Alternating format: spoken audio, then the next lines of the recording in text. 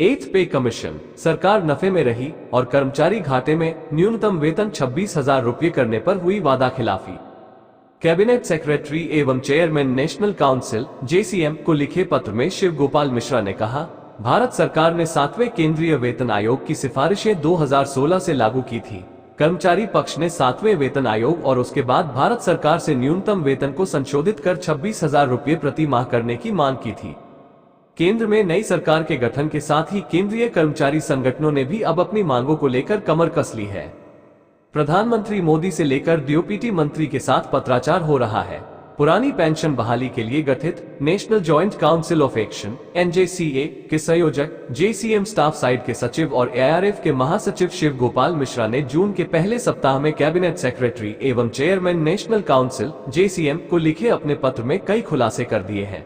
उन्होंने बताया है कि किस तरह से न्यूनतम वेतन 26,000 रुपये करने पर सरकार द्वारा कर्मचारियों से वादा खिलाफी की गई। सरकार ने पूरा नहीं किया वादा, मंत्रियों की कमेटी ने आश्वासन देकर हड़ताल वापस करा दी। बाद में कर्मियों को कमेटी की तरफ से जो भरोसा दिया गया था वो तोड़ दिया गया। अतीत के कई प्रसंगों की याद दिलाते हुए मिश्रा ने कैबिनेट सचिव से आग्रह किया है कि अविलंब 8वें वेतन आयोग का गठन किया जाए। National joint council of action (NJCA) के संयोजक मिश्रा ने कहा है, पुरानी पेंशन बहाली और केंद्रीय कर्मियों के दूसरे मुद्दों पर कोई भी अंतिम निर्णय लेने से पहले सरकार द्वारा कर्मचारी संगठनों से विचार विमर्श किया जाए। विज्ञापन कैबिनेट सेक्रेटरी एवं चेयरमैन नेशनल काउंसिल (जेसीएम) को लिखे पत्र में शिव गोपाल मिश्रा ने कहा, भारत सरकार ने 7वें केंद्रीय वेतन आयोग की सिफारिशें 2016 से लागू की थी। कर्मचारी पक्ष ने 7वें वेतन आयोग और उसके बाद भारत सरकार से न्यूनतम वेतन को संशोधित कर 26,000 रुपये प्रति माह करने की मांग की थी। ये गणना आईएलसी मानदंडों और डॉक्टर अकरॉइड फॉर्मूला आदि के विभिन्न घटकों के आधार पर की गई थी। उस वक्त 7वीं सीपीसी के समक्ष ये बात कही गई थी कि न्यूनतम वेतन अभी भी निचले स्तर पर है। तब जेसीएम स्टाफ साइड के सभी तर्कों को 7वीं सीपीसी ने बिना किसी आधार के खारिज कर दिया था।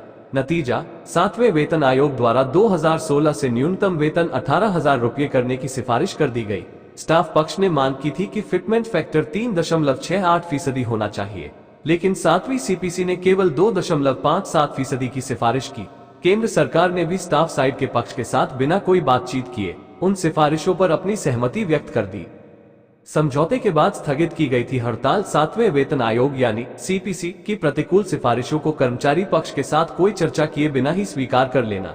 इससे परेशान होकर राष्ट्रीय परिषद (जेसीएम) के घटक संगठनों ने सरकार को हड़ताल की चेतावनी दे दी।